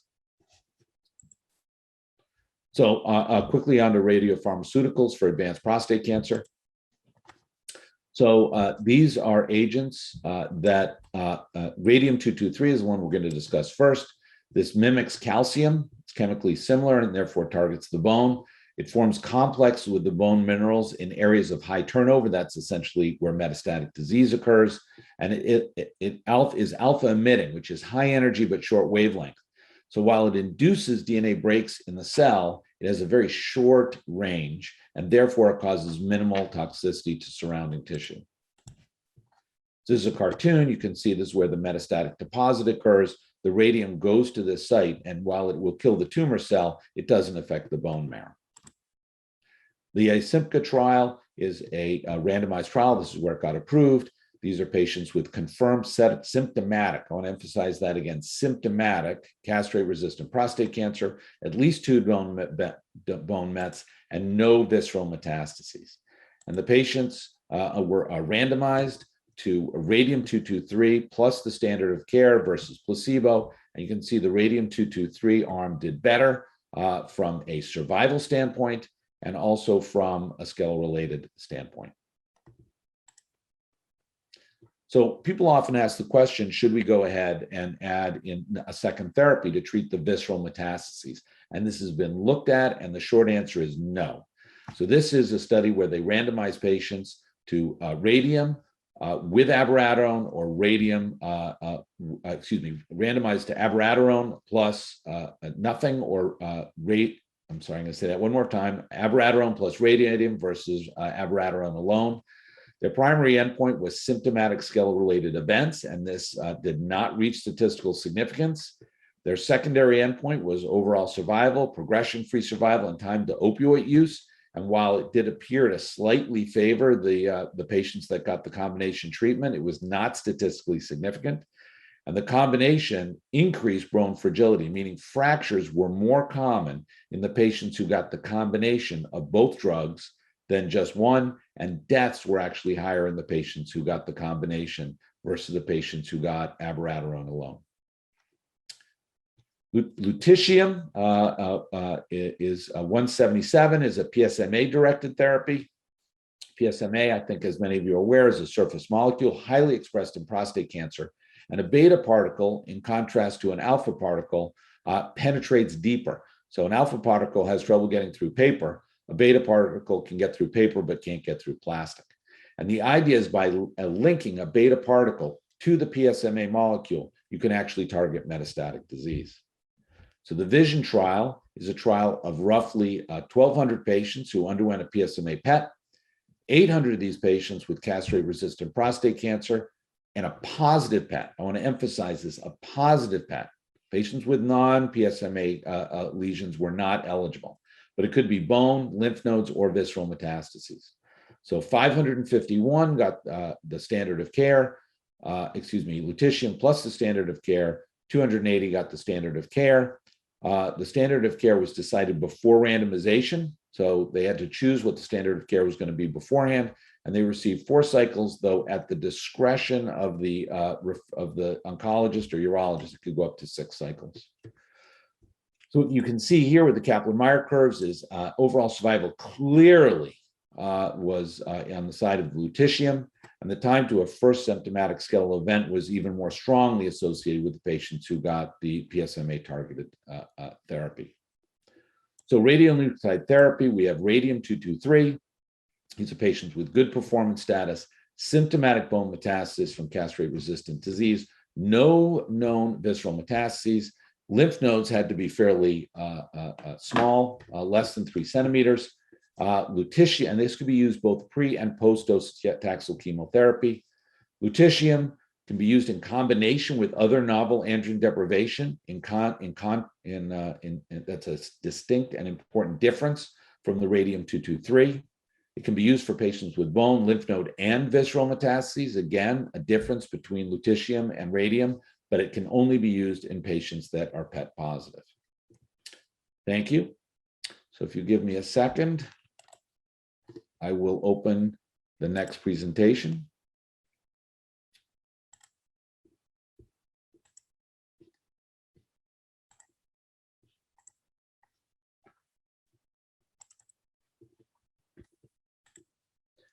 Some of the information in this has been covered by previous speakers, so I think we'll go through it a little quicker to leave time for the questions at the end. So we're going to cover immunotherapy, PARP inhibition, and then spend a little time talking about future approaches, which was primarily revolves around the integration of surgery and systemic therapy. So CYP-T was in the past the only approved treatment. ProstVac got a lot of press. This is an immunization trial that actually failed a phase 3 trial, but I think it's important to know that it's out there because I think others are going to try and use this space in order to treat patients. Ipi or ipilimumab is an anti-CTLA-4 agent. It failed actually phase 3 trials, but there's still a great deal of interest in using this in prostate cancer. And lastly, Pembro and Atezo. These are drugs that are PD-L1 inhibition, and they're promising. And Pembro is actually now approved, though not exactly for prostate cancer, and I'll explain why as we go through. So this essentially is a rather complex diagram that sort of outlines the immune system.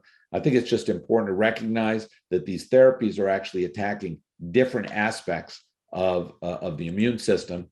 So CYP-T down here increases and stimulates the patient's own dendritic cells or antigen-presenting cells to present antigen to the patient, so they're more likely to attack and kill the cancer cells. ProstVac is a vaccine. This is going to increase the level of antibodies that are directed towards prostate cancer cells. And lastly, Ipi and Pembro and Atezo are all checkpoint inhibitors, and these reactivate the cytotoxic T cells in the patient, and by doing so, allow the patient's own immune system to recognize the prostate cancer cell as foreign and to help with therapy.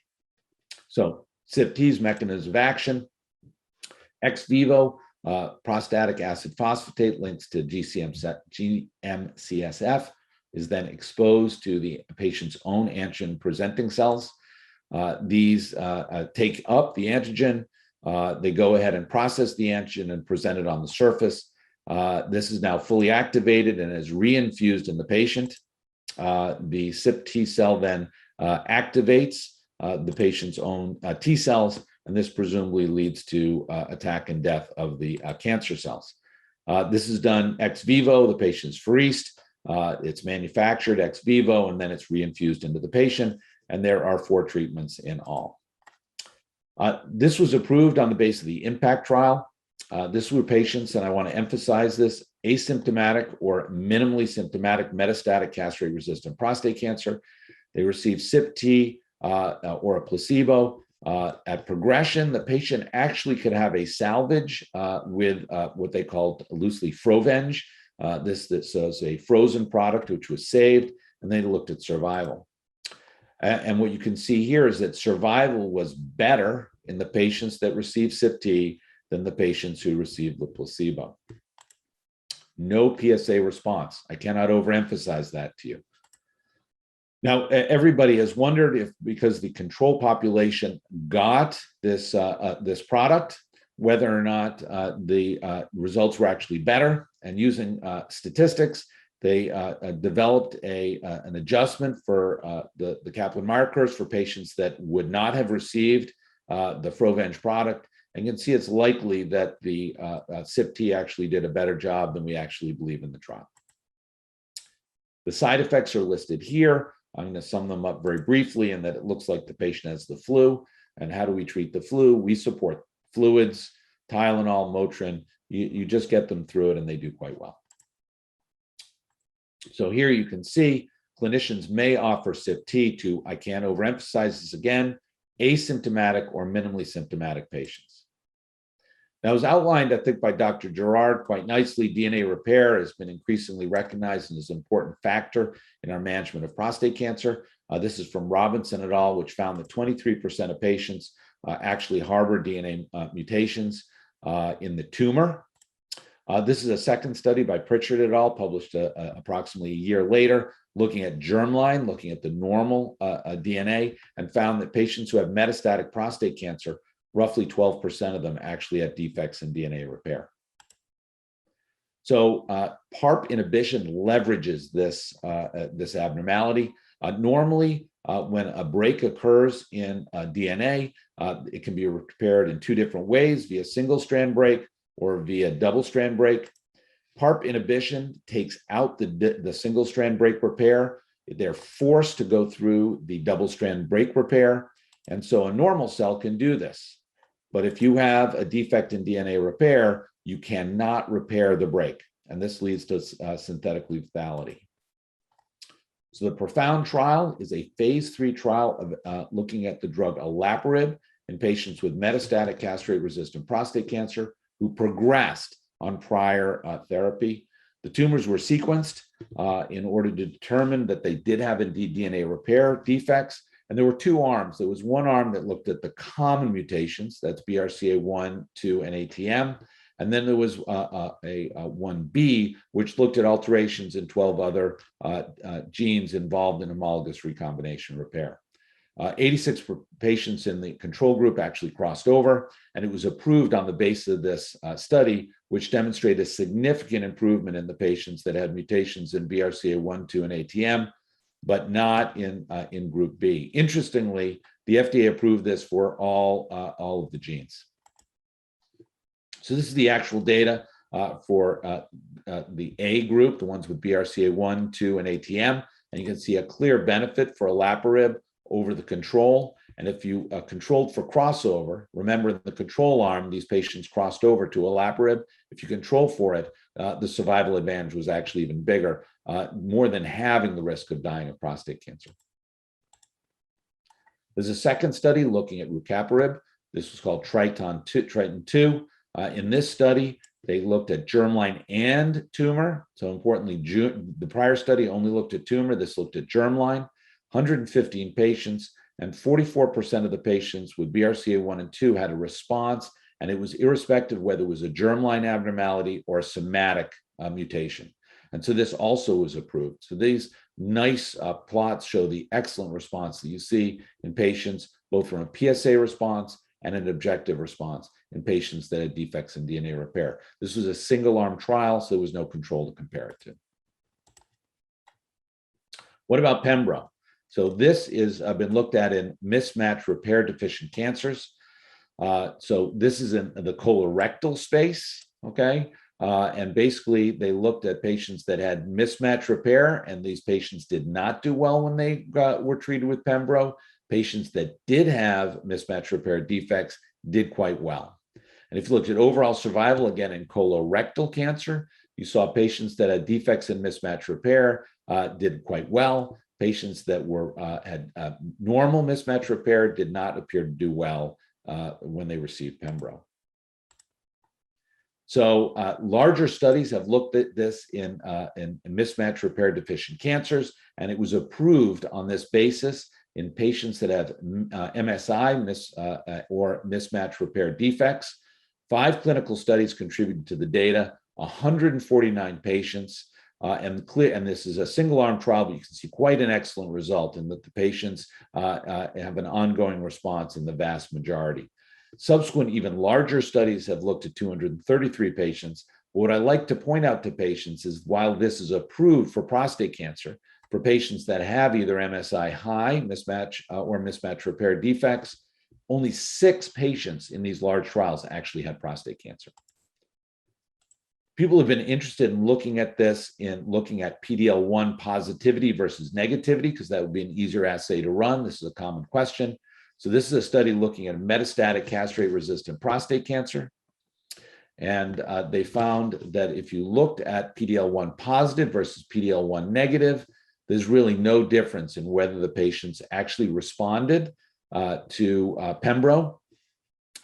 Here, they looked at baseline PSA, and I think the message here is that the vast majority of patients continued to progress, and it really didn't seem to make any difference whether they were PD-L1 positive or negative.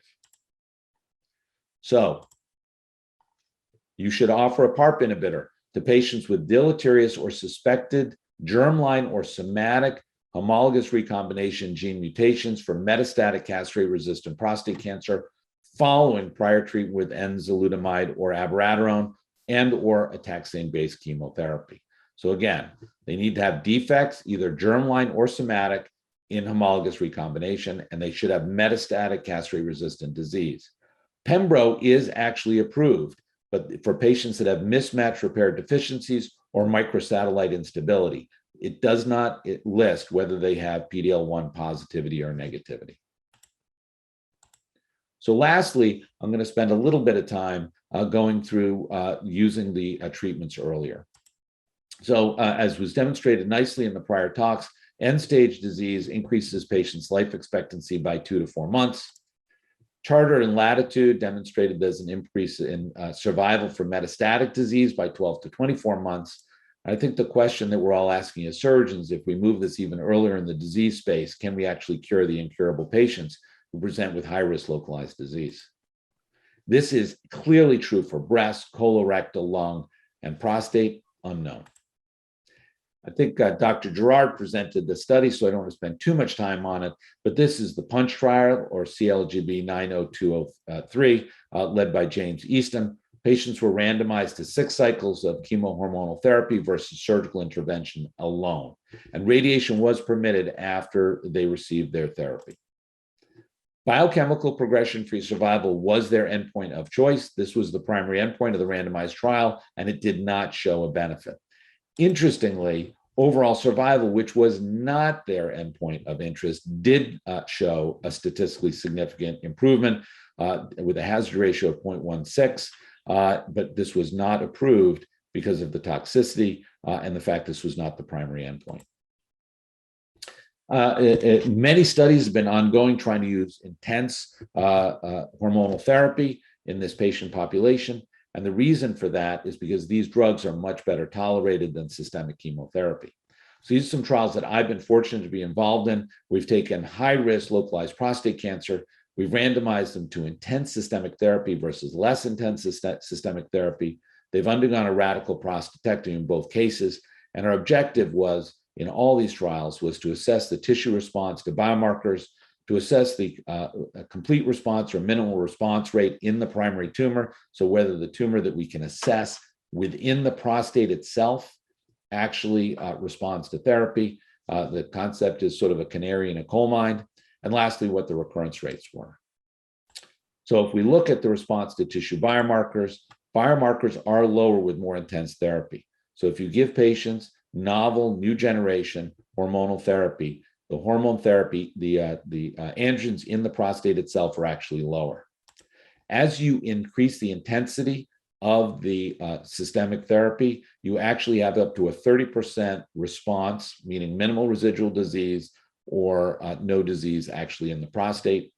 And the recurrence rate, it's still unknown whether you have a better response rate with more intense therapy.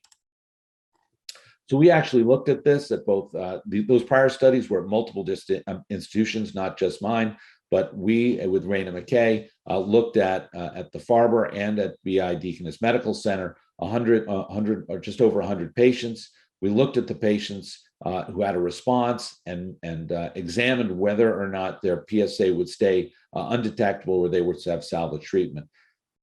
90% of these patients had what we call high-risk prostate cancer by D'Amico criteria. And our goal is to see if that minimal residual disease correlated with biochemical recurrence. And the answer to that is yes. So we've had 2 out of the 25 recurrences were in the exceptional responders, meaning the patients who had minimal residual disease. Both these patients were cured with radiation. And what you can see, if you have a minimal residual disease, it is exceptionally rare for you to fail. Whereas if you don't, you're much more likely to fail. And interestingly, markers such as P10, ERG, and intraductal carcinoma may actually be predictive factors. So the 3-year biochemical recurrence rate was 95% versus roughly 50%, and the metastasis-free survival was 100% versus roughly 85%. And this has led to a phase 3 trial. We're randomizing patients to apalutamide plus androgen deprivation versus androgen deprivation alone. They undergo a radical prostatectomy and then are treated for another 6 months. And the primary endpoints are a complete response or metastasis-free survival. And this study is actually almost completed accrual, so hopefully we'll be presenting it in the next few years at the AUA. So in conclusion, CYP-T was the only FDA-approved immunotherapy. You can use Pembro for patients with mismatch repair defects, PARP inhibition for tumors with DNA repair defects, and I think the future is bright as new targets are identified, earlier treatment is instituted, and while not listed here, that we come up with new novel combinations. Thank you very much. Answer. So I want to thank everybody, and I believe now we will conclude our presentation. I want to thank all of our panel members for a whirlwind presentation of sort of guidelines and beyond. It's a lot of work on the Zoom, and we really are sorry we don't have that personal interactive component that we usually have in our in-person course, but hopefully we'll be able to meet again soon. So thank you very much.